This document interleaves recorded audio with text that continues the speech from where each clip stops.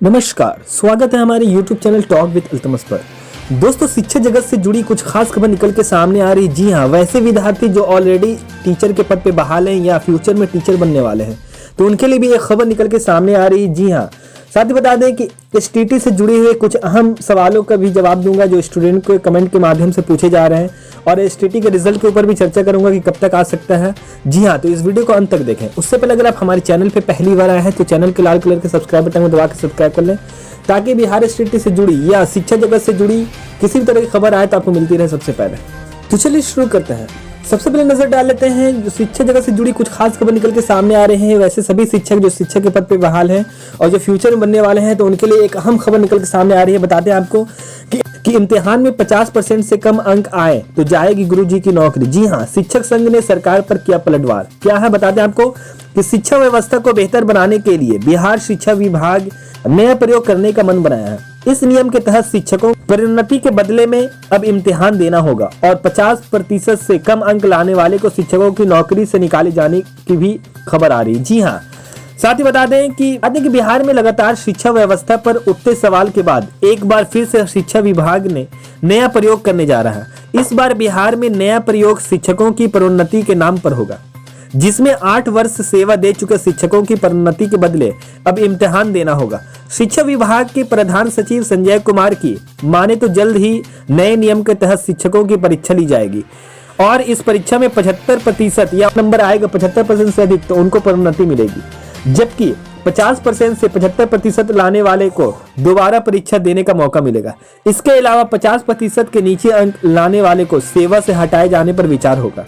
हालांकि शिक्षा विभाग ने इन नियमों पर अभी कोई मुहर नहीं लगाई है, लेकिन विश्वस्त सूत्रों के माने तो गुणवत्ता शिक्षा को लेकर दिसंबर के अंतिम सप्ताह तक इस तरह के नियम बनाए जा सकते हैं। सरकार के निशाने पर है नियोजित शिक्षक।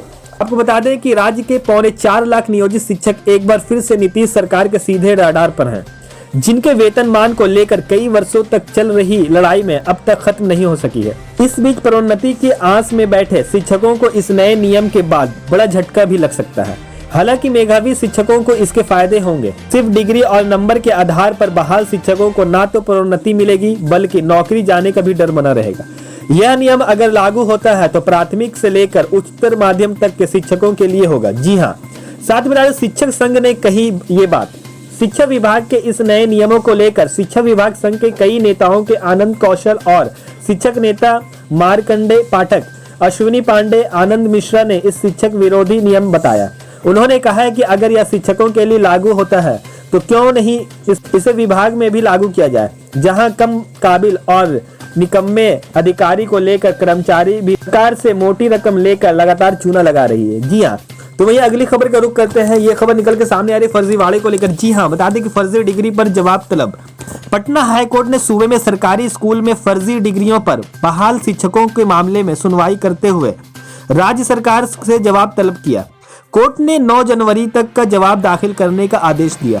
मुख्य न्यायाधीश न्यायमूर्ति संजय करोल तथा न्यायमूर्ति S कुमार की खंडपीठ ने रंजीत पंडित की लोकहित में याचिका पर सुनवाई करते हुए कहा है कि जवाब दाखिल करने के लिए राज्य सरकार को यह आखिरी मौका दिया जा रहा है। चलिए अब रुख कर लेते हैं STT के स्टूडेंट के लिए। जी हाँ, STT के अभ्यर्थियों के लिए कुछ अहम खबर निकल के सामने आ रही है। बता दें, STT वर्किंग कमेटी के कुछ सदस्य STT जो 20 जनवरी को केस का जो सुनवाई होने वाला है उसको लेकर क्या कह रहे हैं, आइए सुनते हैं STT वर्किंग कमेटी के द्वारा क्या कहा जा रहा है। कि 20 जनवरी को ही अगर बोर्ड का तो क्या काउंटर आ ही गया है, सरकार की तरफ से भी काउंटर दे दिया जाए और अच्छा पक्ष रखा जाए तो केस उसी दिन खारिज हो जाएगा। और इनके अगर केस खारिज नहीं भी होता है उस दिन प्लीडिंग कंप्लीट हो जाएगी, यानी जिसका जो अपना बहस होगा बहस पूरा कंप्लीट हो जाएगा और हो सकता है कि ऑर्डर को रिजेक्ट कर दिया जाए 2, 4, 5 दिन, 10 दिन, 15 दिन जो भी हो, ये हो सकता है।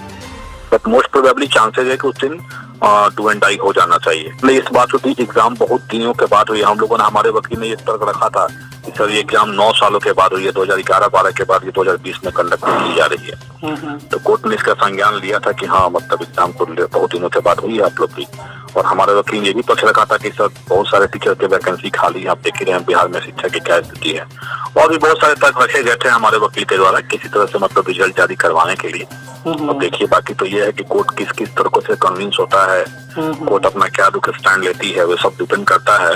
गवर्नमेंट जब अपना काउंटर देगी उसके बाद ही पता चलेगा कुछ स्पष्ट। देखिए गवर्नमेंट और बोर्ड दोनों अच्छे से लड़ रही है, जहाँ तक हम लोगों ने देखा, हम लोग खुद उस दिन मौजूद थे बहस में, तो देखा हम लोगों ने। इसका रिजल्ट जितना सीट है, रिजल्ट आपको उतना ही आएगा, ये एकदम फिक्स है।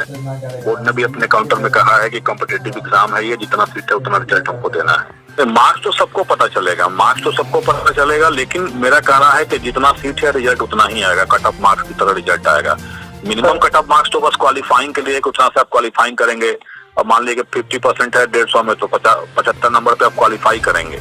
लेकिन उस क्वालिफाइंग इतना सफिशिएंट नहीं है। आपको जो मेरिट है, जितना सीट है आपके विषय में, जैसे सामाजिक विज्ञान में आपको सीट है 5000 कुछ समथिंग है, तो उतना ही लोगों का रिजल्ट जारी होगा कैटेगरी वाइज। जी हाँ दोस्तों, तो आपने सुना एसटीटी वर्किंग कमेटी के सदस्य के द्वारा कहा जा रहा है कि 20 जनवरी के बाद फाइनल हो जाएगा, रिजल्ट कंफर्म देखने को जरूर मिलेंगे। जी हाँ, उनका ऐसा मानना है।